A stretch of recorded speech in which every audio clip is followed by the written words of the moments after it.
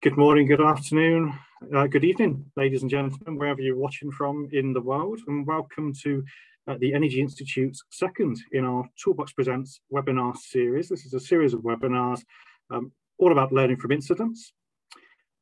Just before I begin, I'd like to thank the supporters of the Toolbox web app who have helped bring this webinar series to life. Just to note that we have got a number of these webinars lined up all the way through the year, and we are looking for sponsors who may be interested in sponsoring the webinars or the Toolbox app itself.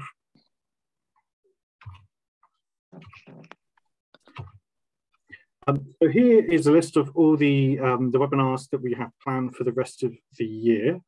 Our next webinar will be on the 29th of March and is focused on line of fire. What can we learn from previous incidents? So if you are interested in that, please do sign up. All of our webinars are free, and you're able to subscribe to our webinars or sign up to the webinars at the Toolbox website, actually, and you'll know how to get to that website because that is the focus of today's webinar. But if you scan the QR code that is just on the screen there, that should also take you to the webpage where you can sign up to the webinars. Just a little bit of housekeeping before we begin. So the webinar is being recorded, and the recording will be made available on the Toolbox website a few days after today's event. All participants will be muted except for the presenters. We do have a Q&A session at the end, and you should be able to access that Q&A, the Q&A function to post your questions that you'd like to ask the speakers today. Please do not post your questions into the chat because we won't be looking at that at the end of the webinar. And following the webinar, there will be a short survey that you can answer just to tell us what you thought of the webinar and what we could do better. Just a few slides before we get into today's program. Don't forget that the webinar can be used towards your professional development. If you're a member of the EI, there are some information on the screen on how you can use the webinar towards your professional development. And of course, if you're not an EI member or an EI member yet, you can still, of course, use the webinar towards professional development for whatever organisation you are a member of. So just before we begin as well, who are we? So the Energy Institute is a professional body for the global energy industry. We deliver good practice, knowledge and professionalism across the breadth and depth of the energy sector. We're a charity, meaning we don't make a profit, and we're here for the good of the industry, the good of society as well. We have about 20,000 individual members at the Energy Institute. If you're interested in finding out more about becoming a member, then please do go to our website. We also produce quite a lot of good practice guidance on a whole range of different topics, from human factors to process safety, power generation, etc. Something like 600 guidance documents on our website, many of those freely available. So please do check out our website. That's publishing.energyinst.org. And the EI is also a provider of training, and we have a lot of training around risk management as well as energy management as well. Just one I'd like to highlight here is our human performance pathway, which has been developed in partnership with the Charly Institute of Ergonomics and Human Factors. That includes a free e-learn and a free level qualification. And at the end of that, you can become a technician grade member of the Chartered Institute of Ergonomics and Human Factors. Right, so without further ado, I'd like to present our speakers for today. The first speaker is yours truly. So my name is Stuart King. I'm Good Practice Manager for Human Performance and Power Systems at the Energy Institute, and I'll be talking to you about the Toolbox app, which is the focus of today's talk. Followed by me, we have Richard Pargeter, who is the head of HSE for UK at Ocean Winds. And we also have Charly Wigstrom, who is HSE Manager Canada for Repsol. And is also the founder of his own company, PSM 101 Academy. Richard and Charly will both be talking about how they've been using the Toolbox web app in their own companies.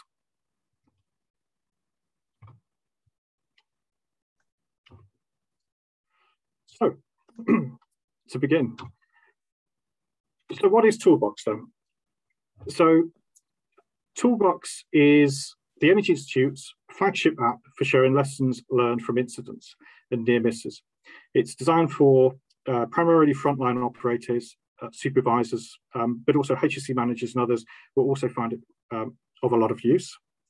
It's free to use, no login required. I will be given a short demonstration of the app in a few minutes. The app currently has nearly 500 learning resources on there, including over 55 videos. It's available in 10 languages. It was developed jointly with the EI and initially 7 major energy companies.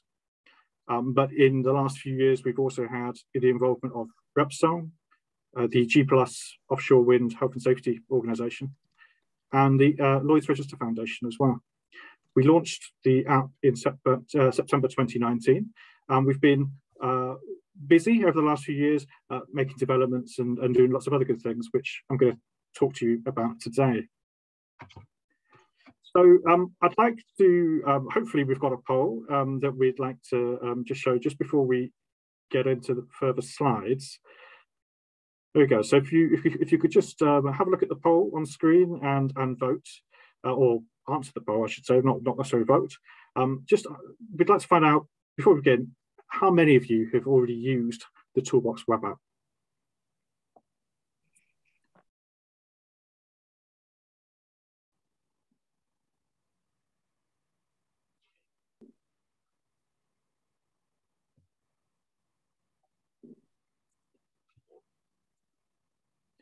Okay, there we go.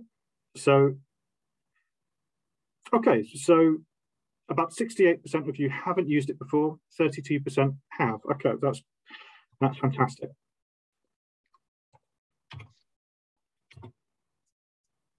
So what I'm going to do is just do a quick demonstration. Of course, many of you will have seen this before then, but 68% of you wouldn't have seen this before. So this is the Toolbox web app.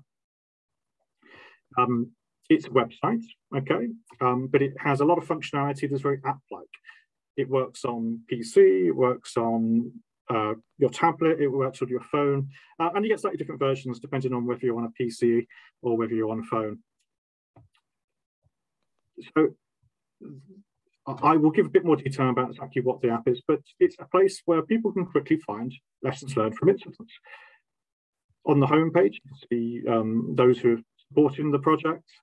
We have latest content that's been, the last things that have been published on the app. And we have a few different ways where people can come to the app and find content that is relevant to them, the work they're doing. They can browse by work activity, lifting and hoisting, decommissioning, mining, for example. Or they can browse by what we call high-risk situations. And these are essentially, except for one category, they're largely aligned with the IAGP life-saving rules. So you've got confined space, driving, hot work, etc. We can also search by keyword, as you can see there. And it's also available in lots of other languages as well. If we click on confined space, we can see that we have 25 search results related to confined space. And we have a mixture of text-based content, which is all short, targeted to frontline users, includes questions so that users can engage their teams. If it's a supervisor, for example, they can engage their team through the Toolbox talk, or questions that they can ask themselves if they're an individual user. We also have related content, so they can find content that is perhaps relevant as well. As I said, we also have videos as well. And there's about 55 of those on the site at the moment, and we will be adding more. Those play directly in the app itself. You can also save content for use later. So you could create a collection of content that you would like to share with your team. And you can also, because it's a web app, you can also use it offline as well. So when you are online, you can go in and basically save content that you'd like to view later. And then when you go off perhaps onto the shop floor, or onto site, and perhaps you don't have access to the web, then you can still go onto the app, use it, watch the videos, read the content. You can also print the content out quite easily and share it as well with colleagues on Facebook or LinkedIn or your favorite social media platform of choice. So the key features of the Toolbox app are these. So firstly, it's a project that's overseen by a cross-industry committee. It's called the Learning from Incidents Committee, and it's made up of those who have funded the project. They oversee every aspect of the project and essentially make sure that it's developed sort of by industry for industry, essentially. And they've really been instrumental, as we'll see in the next couple of slides, to the direction of the project.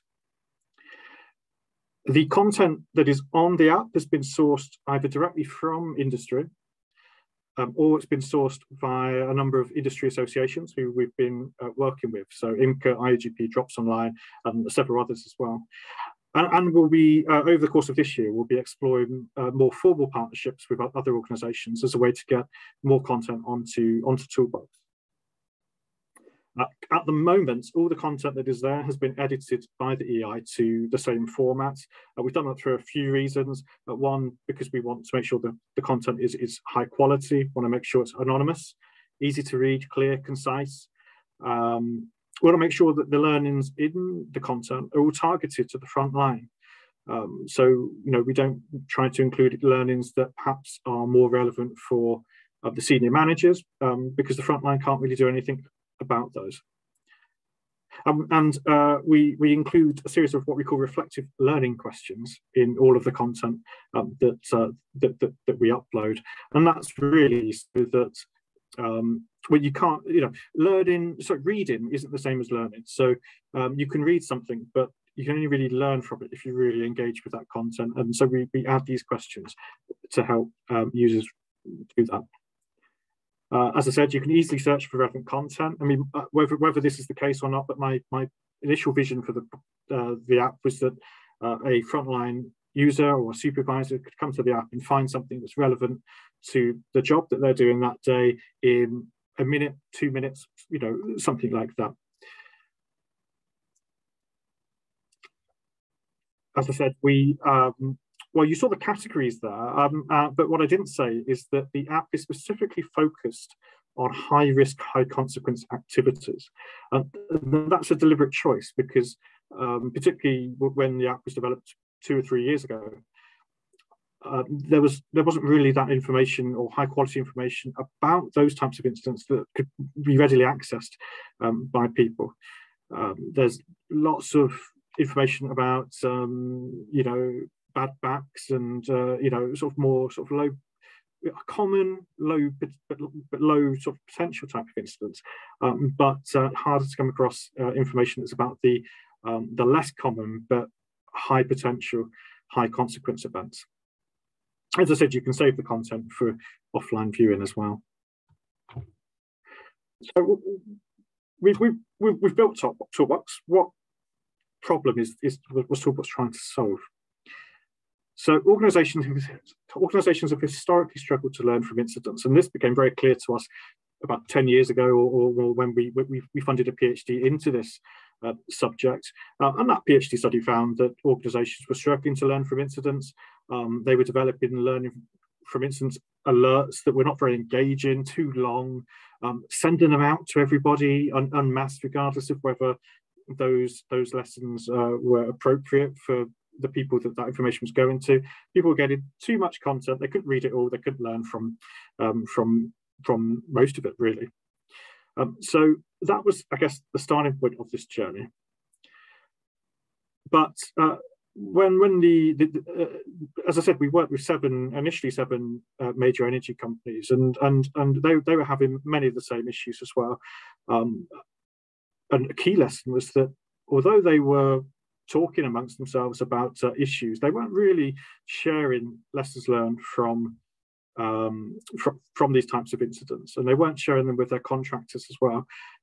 Understandably, legal blockers could a major factor of why that was. And so for the project, at the start of the project, we had to work very closely with the companies, with their legal teams, to get the project off the ground, and to ensure that they had permission to be able to share this type of information with us for publication on Toolbox. And a number of companies have made attempts to solve this problem. At least two of the companies tried to build their own apps several years ago for sort of internal use, as a way to share incidents either with their own staff or with their contractors. But they had mixed success in doing so. And a couple of the issues were around the content that was being shared, and being able to do that internally within one company. Obviously, you don't have access to all the content that you possibly that you would if it was jointly created by several organizations working together. But another issue is also how people get access to those apps, because because of these issues around legal blockers, etc. They could only give access to certain pre-approved people, contractors. They couldn't really make it this information open source in the same way that we have. When the seven companies came to us, they had quite a clear vision of what they wanted to achieve, and that was that they wanted to provide a way to prevent incidents by sharing learning with the frontline workers within the energy industry, but we're now looking broader than the energy industry. They had a phrase which I think I've kept at the back of my mind all the way through the project, which is just for me, just enough, and just in time. This meant that we wanted to provide information to users that was relevant to them, that they could sort of feel a personal connection with, things that they could easily search. Easy search for things that are relevant to them. We want to make sure that they had the right content, but the right level of content as well. And we wanted that content to be about things that frontline workers could do something about. So barriers that they could reinforce, hazards that they could become aware of. And when we talk about just in time, this is really about how do we ensure that the frontline users get access to that information when they most need it. And that's certainly been the hardest challenge, and a challenge that we're still working to crack, but we've done that for a couple of ways. One, by trying to target the supervisors as the primary user of Toolbox, as they would probably be the ones who would be leading on Toolbox talks. And at the start of the project, we did a number of interviews with supervisors and found out that they were already doing, trying to use this type of information that we provide, sort of the type of information that we provide on Toolbox. But they were having to search from Google and YouTube and all over the place to find the information they need. As I said, we want to target supervisors and tool holders initially. And we thought about a couple of ways of how Toolbox could be used as part of the job hazard analysis, safety meetings, but Toolbox talks seem to be probably the most obvious place that Toolbox could be used, and that of course influenced the name of the tool. But as well as that, using Toolbox during permit to work as well was also something that we were striving towards, and we are actually trying to work with electronic permit to work software companies to try to get Toolbox embedded into those. The journey really started in the summer of 2018 with a proof of concept in Q3, Q4 of that year. And then January 2019, we hit the ground running to build the Toolbox app. We piloted that in the middle of 2019. And off the back of the pilots, we spent the last 2 years doing a lot of development work on Toolbox. The pilot, as a result of the pilot, people said we need a lot more content. I think during the pilot we had about 50 pieces of content. We said we need a lot more content on a lot more subjects, and we need that translated into local languages as well. So over the last 2 years, we've grown the content from 50 pieces to nearly 500 pieces of content, and we've translated the majority of that content into 10 languages. Not all that content has been published yet, but over the course of this year, the rest of that content will be published. Just a few interesting facts and figures. So, as I said, about 470 plus pieces of content published at the moment. The project itself has cost nearly £1 million over the last 3.5 years. And that's partly in development, but a lot of that is in translation. We've also developed 17 videos ourselves to go onto the Toolbox app as well. So quite a lot of investment and potentially a lot of value there for industry, especially as it's a completely free to use tool. We've had about 83,000 users since go live, and 43,000 users used it in 2021. Those users have been from all over the globe, and actually the top 5 countries where it's used is UK, USA, Nigeria, Netherlands, and France. As I said, it's available in 10 languages. So how is Toolbox intended to be used? Well, this is how we see it being used. You'll see on the next slide how it actually is being used.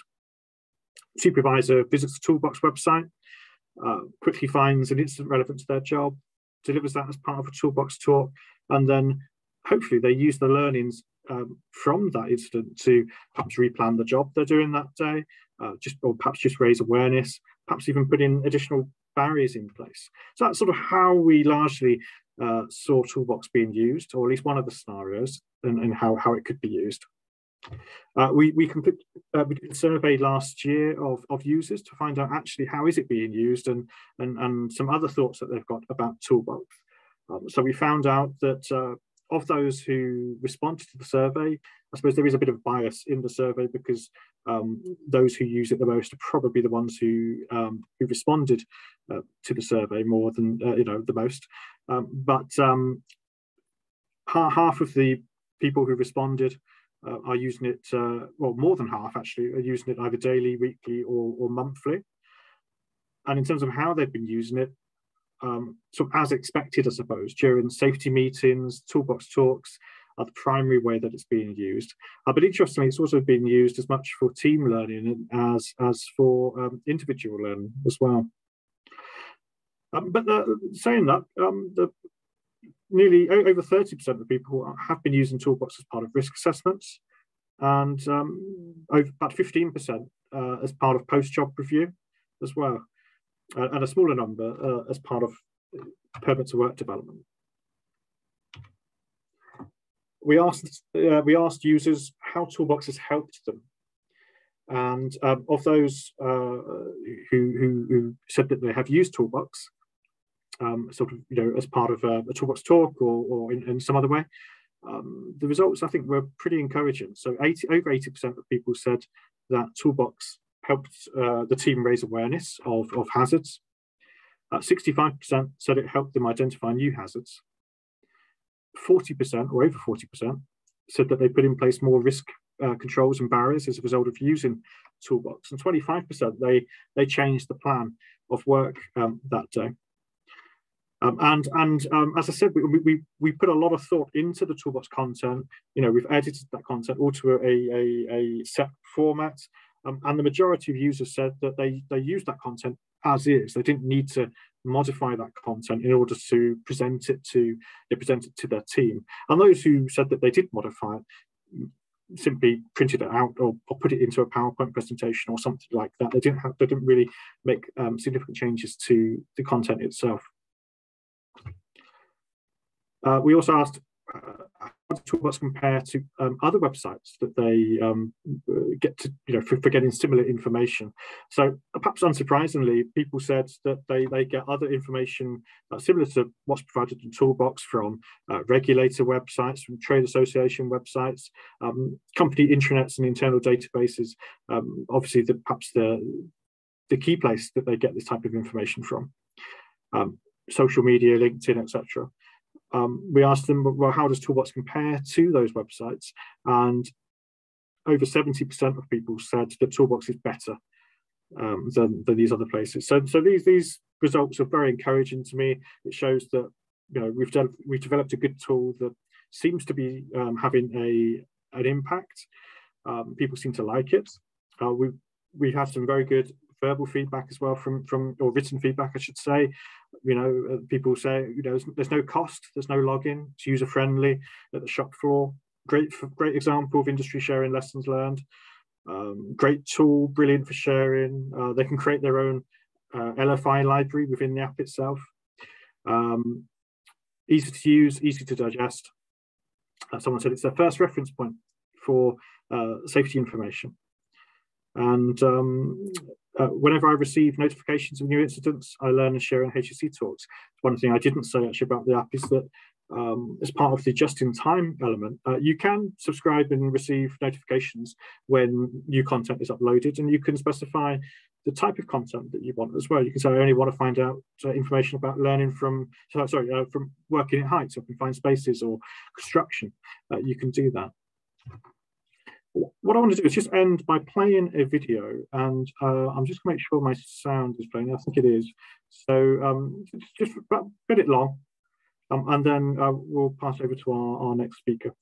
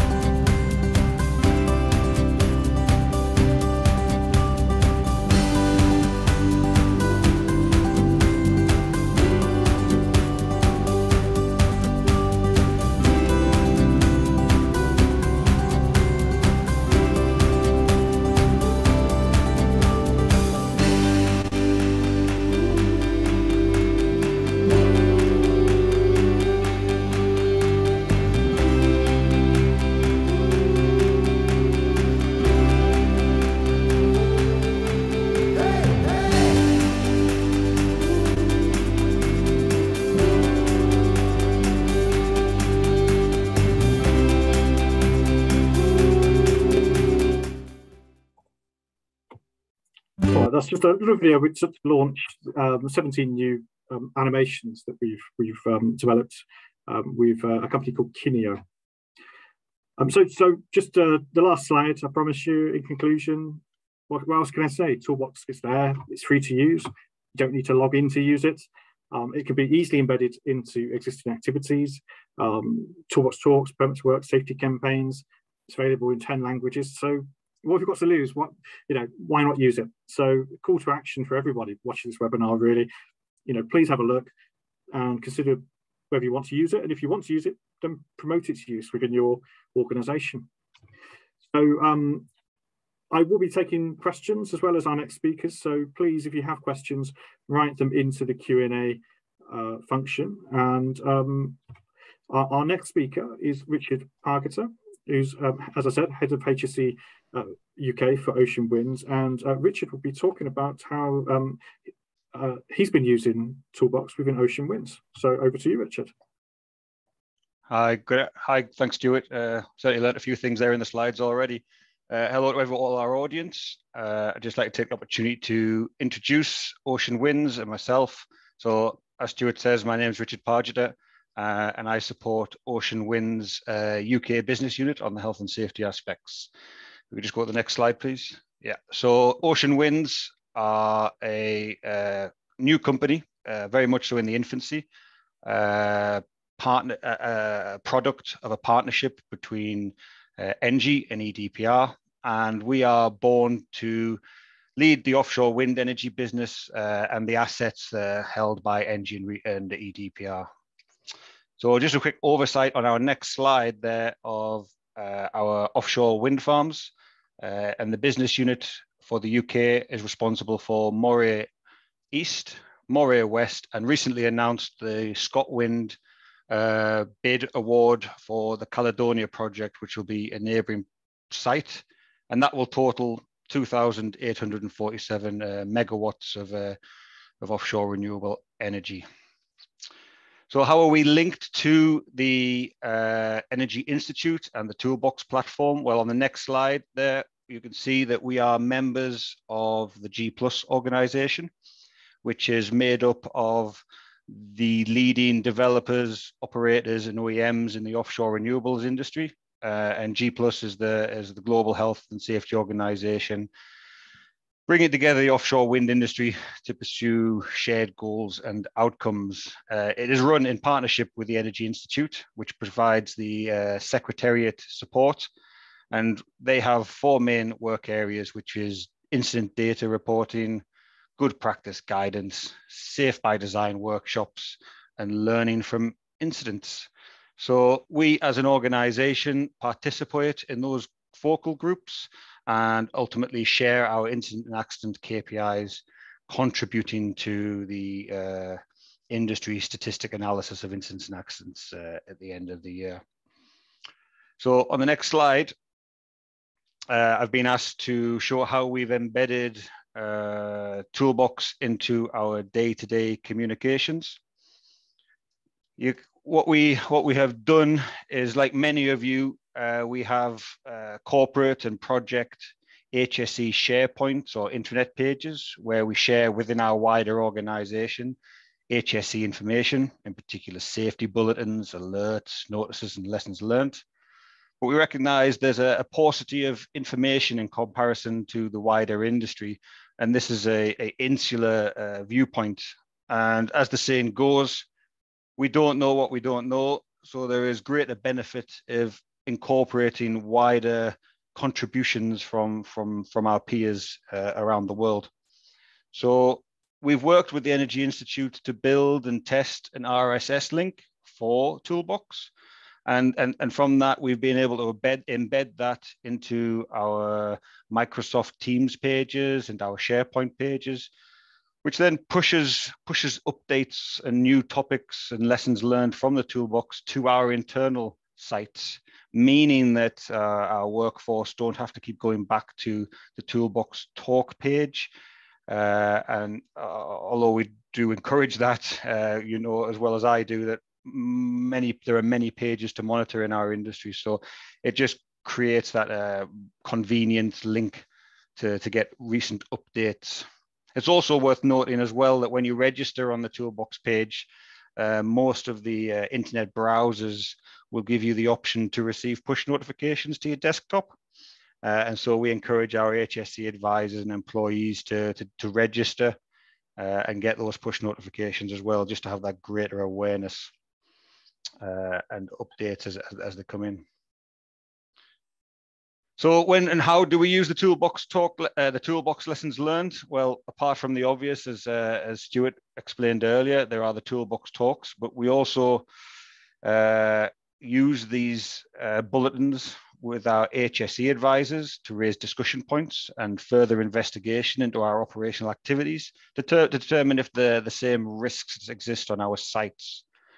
And more often than not, if not directly the same risks, it often creates thought leadership moments and discussions with other associated aspects, which ultimately leads to a generative safety culture, and we often identify new opportunities for improvement.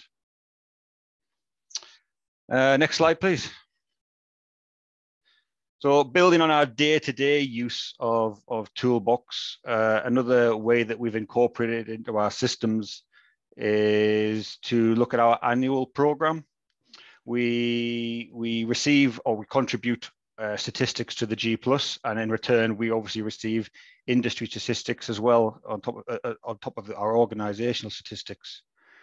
So like many of you as well, we'll make comparisons to our internal performance data and our industry data. And where we see synergies, we'll focus our quarterly safety campaigns around these subjects.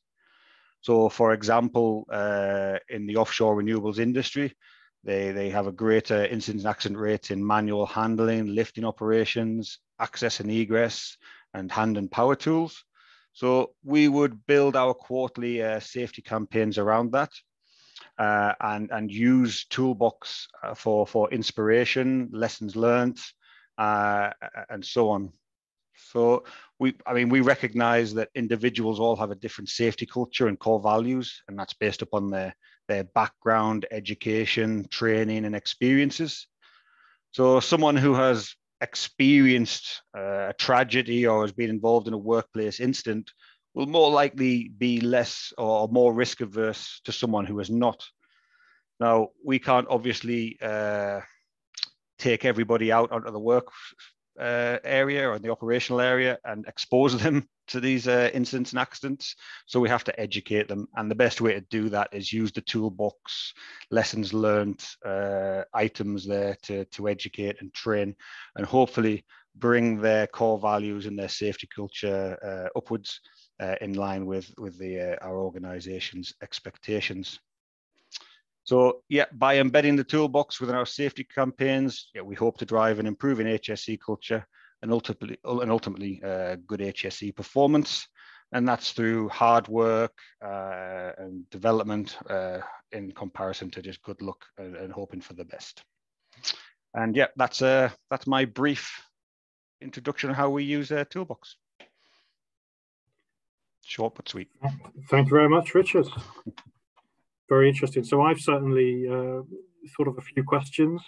I don't think we've got any questions in the chat now, so please do post your questions in the Q&A section if you have any questions for Richard.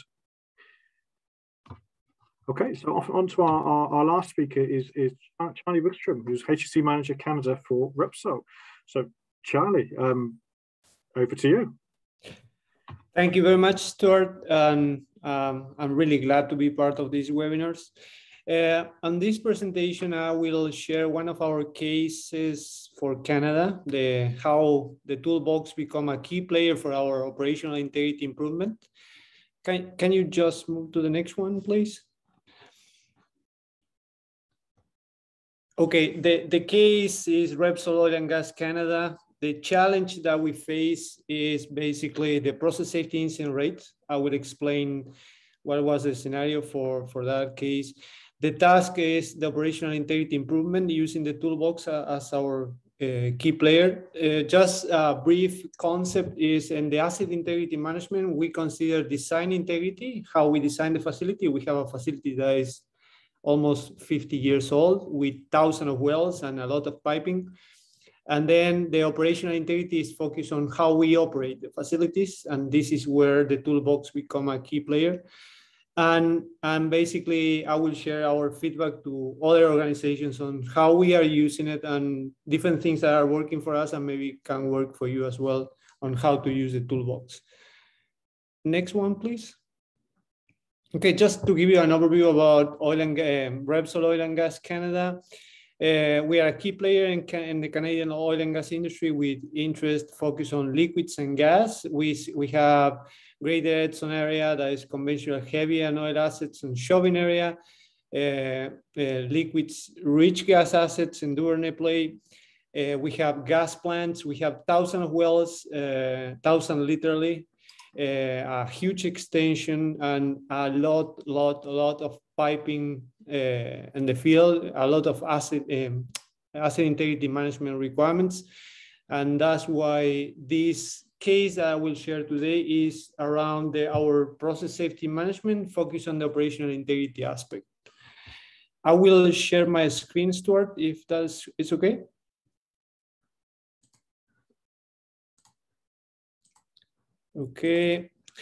Okay. Basically, what I'm gonna share with you today is we discover. The case for Repsol Canada started in 2019. We had one of the, I would say, worst process safety incident rates. Just for the ones that are not familiar with this concept, When we talk about the process safety incident rates, we are talking about incidents and tier 1 and tier 2 from a process safety concept that is talking about loss of containment and huge volumes or high volumes and can be considered major events.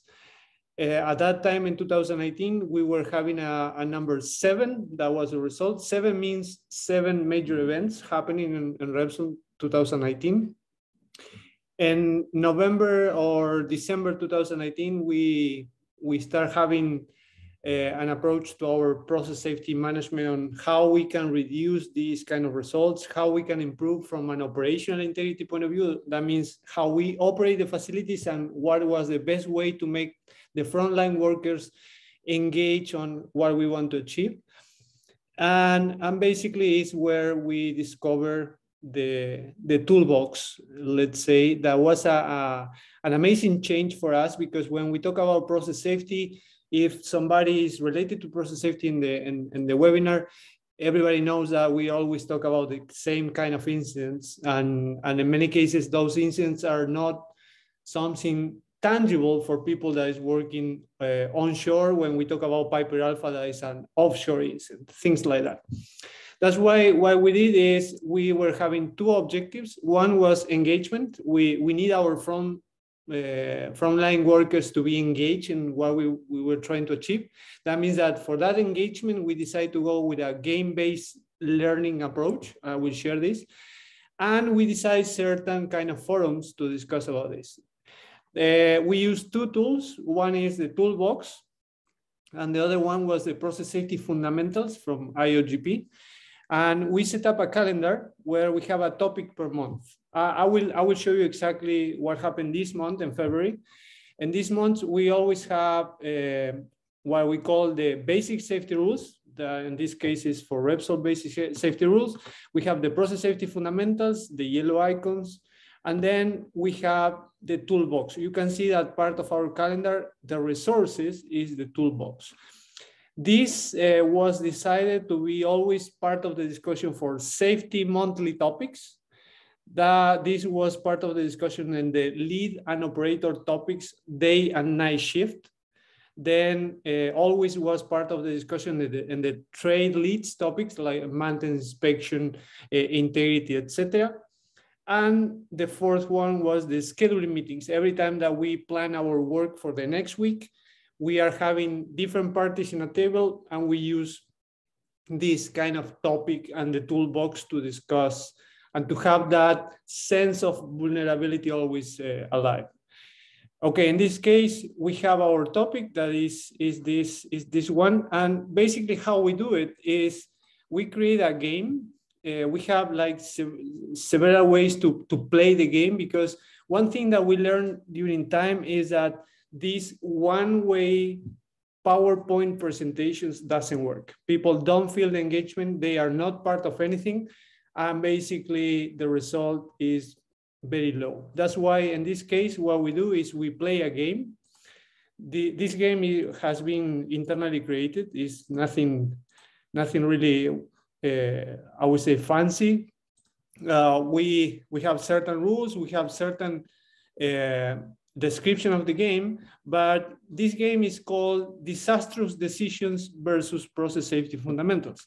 And how this works is like this. When we go and we decide on the decision that we will analyze, in this case, for example, we use for this month practicing poor control of work and handover management. And the process safety fundamental for this month is walk the line. This is the icon that we have for this month of February. And we have certain criteria that we're supposed to comply with. Process safety fundamentals, move to the decision. And basically what we do is we go to the toolbox. Once we decide on the decisions, once we go through the process safety fundamental, we open our toolbox and we say, okay, this case is walking the line. That's another thing that I like a lot from the toolbox is you can just search the content, and that saves a lot of time. Walking the line. Okay, and in this case, when we look for the, let's say, the topic to discuss, walking the line, we find something that is this scenario: molten sulfur spray from tank valve. In our plants, in our gas plant, we have exactly this kind of a scenario.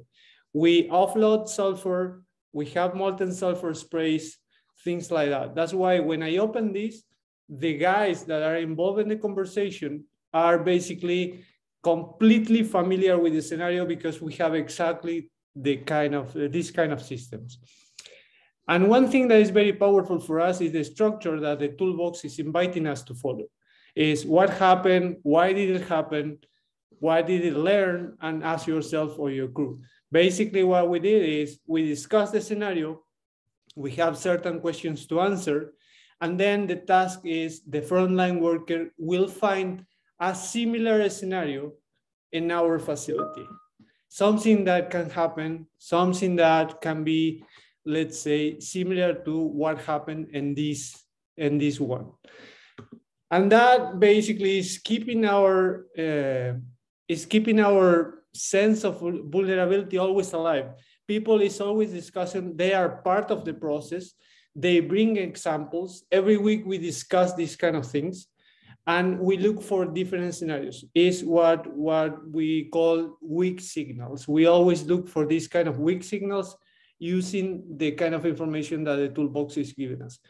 That's why the result from this practice since December 2019 until the end of 2021, we end up the year with 0 events for a process safety. That is a result of 2 main topics. One is the asset integrity management approach and the operational integrity management approach. Is we improve the way that people see the topics, the way that we discuss about the topics, and how that can affect our facilities. That's why basically is we are using the same structure on safety meetings, on trade leads meetings, on operational meetings, and everybody is having a consistency in the communication. That means that every time that somebody discusses an incident, we always go through the same kind of structure. What happened? Why did it happen? What did they learn? And ask yourself or your crew on how we can improve or if something similar can happen to us. That's why my presentation say that the toolbox is a key player for us because really it's giving us the opportunity to see this huge library of lesson shares, and that is helping a lot the communication with our people. That's why basically for us was a key player because really the results in our operational integrity, how we operate, how we understand the process, how we discuss about the process is becoming easier, simpler, everybody's using it, and our people is get used to this kind of tool. It's easy to search, and it's not that painful process that everybody's asking for a safety moment because nobody knows where to search or what kind of information to use. Okay, Richard, I will stop sharing. This is our actual experience here in Canada with the use of the toolbox. Okay, thank you, Charlie. Richard, if you want to turn your mic and camera on, and but just before we get into Q&A, so thank you, Charlie, for that brilliant, well, presentation or screen share, I should probably say. If we can just play the second poll question, and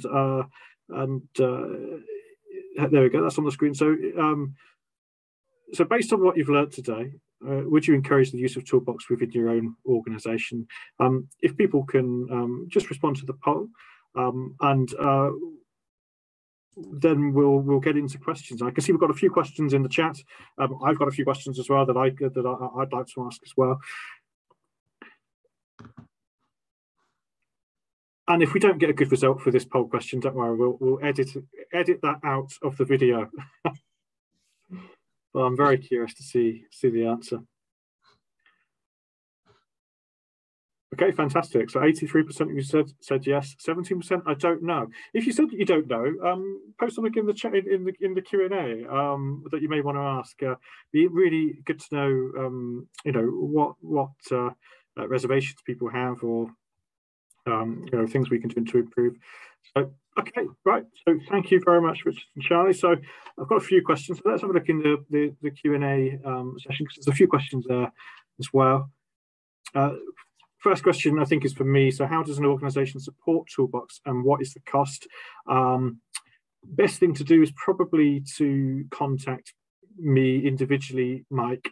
So actually, if you go to the Toolbox app, you'll find an email address there that you can contact. I can give a general answer, and that's it. You know, as I said, a number of organisations have supported the Toolbox project over the last 3 years, and they have funded quite a lot of money, and that's varied company to company. We also had a grant from Lloyd's Register Foundation, which helped us develop a lot of the translation work that we've done over the last few years. But going forward, though, what we're trying to do this year is basically trying to set up Toolbox to be sustainable in the long term. So we realised that it's not sustainable to have a small number of companies funding, funding its development, funding its ongoing maintenance, as it were, all by themselves. So what we're looking to do is find a way to get lots of organisations involved, and maybe contributing a small amount each year to help keep Toolbox sustainable. A bit more. Beyond that, though, we're also looking for organisations to get involved in terms of the content side of things, because there's lots of sites out there that provide this type of content. Often trade associations have their own websites where they publish similar information, and some of that information is really good. Some of it's not quite so good, depending on the organisation or on the content varies. So what we'd like to do is have a one-stop shop, essentially, so that regardless of whether you're in the energy industry or the construction industry, you can come to a single place and find information. And that's also to help make sure that we have cross-industry learning. Our last webinar last month was all about how you learn outside of your own industry, and we think the Toolbox is a way to do that. Question for Charlie. When you use this game method, is it always done in groups, or is it done as individuals? We normally is available in teams, can be played individually, but we use it on weekly basis in groups, max minimum 3 people and max 30 minutes. And what type of people are using this? You know, so what level in the organisation? Is it all levels, or frontline supervisors? We have operators, leads, control room operators, maintenance supervisors, mechanics, electrical people. It's a mix, because basically it's typically people in the plant or in the field. Yeah, it's a mix of different levels. Okay. So a general question for both Richard and Charlie from me. Actually, there are a couple of other questions that have come in, but let's just see if one of those. Well, a question from me, because I want to bring Richard in as well, is so how do you currently promote the use of the Toolbox app in your organisation, and I guess what are the key challenges that you found so far in either its implementation or its rollout? Yeah, so the primary methods we use is through the safety moments or actual use in Toolbox, pushing people towards our, as I said earlier, our intranet or our SharePoint pages, and embedding the RSS feed into the teams as well, so that the groups get that push notifications on a regular basis. And we find that if we spread the methods of communication, eventually it drip feeds into the consciousness of the group. Yeah, so it's a multifaceted communication approach, because where one person reads an email, another doesn't, and so on and so forth. So yeah, by using it practically, getting our HSE advisors to champion the system as well, using it in safety moments at the start of meetings. We use it at the top all the way up to board meetings as well for the safety moments prior to kickoff, and that gets the logo, gets the tool embedded in people's thinking, and yeah, we find that they start to use it more. I was going to ask about the champions, but you'd answer the question. And Charly, presumably you're active as a champion within Repsol, but do you have others who also champion? Yeah, well, basically my team and the ops and maintenance guys are the leads, are champions for this. One more thing to share is, one thing that we did is we create QR codes, big ones, with the link to associated incident to certain system in the plant, because the operators can go and scan, and that helps for their own discussions and things like that. For example, the one that I showed just before, that incident is, that QR code is available in the Solve for Plant system. That means that the guys can scan it and they will go straight away to that kind of a scenario in case they want to discuss it. It's just to keep it easy to access, because typically the problem is, where is the link? Where can I access? Things like that. Yeah. QR codes are always helpful. Thank you. It's a question here for Charly from Peter, and Peter asks, very good presentation. Do you have a sense on the level of utilization of Toolbox by your crew? So how much do you think it's being used? We are using it every week, and basically I cannot see numbers from the Toolbox itself, but we see in our teams, we have a section where people comment every time that we discuss about the topic. And that is giving us a sense of utilization, and it's going up basically because we start in a plant, we went to the field, we went to the business unit, and now we are sharing with the whole company. That means that will go up. And is it only within Canada it's being used, or is this being rolled out elsewhere as well? No, it's so far it's in Canada, and we have shared that with groups in the company, but I can say that in Canada is widely used. Okay, so there's a question here which I think is for me, although I might want Charly and Richard to come in on this one, because I'm not sure I know how to answer it. So Rob says, we've been using Toolbox videos and learning briefs, and they're great. What seems to be missing are recommendations and targeted learnings. Any plans to add this to the scenarios? So I'm confused, because we do include recommendations. We do try to target those, particularly for frontline. So I'm not quite sure I know how to answer the question. Any thoughts from Charly, Richards? In our case, for example, the outcome that we want to achieve is related to the process safety fundamental. That means that that was a question from our team long time ago, because, for example, the example that we use for this presentation is related to lockout, tagout, is related to isolation of energy, is related to walking the line and competence, and those are like outcomes that we want to achieve, basically sharing that.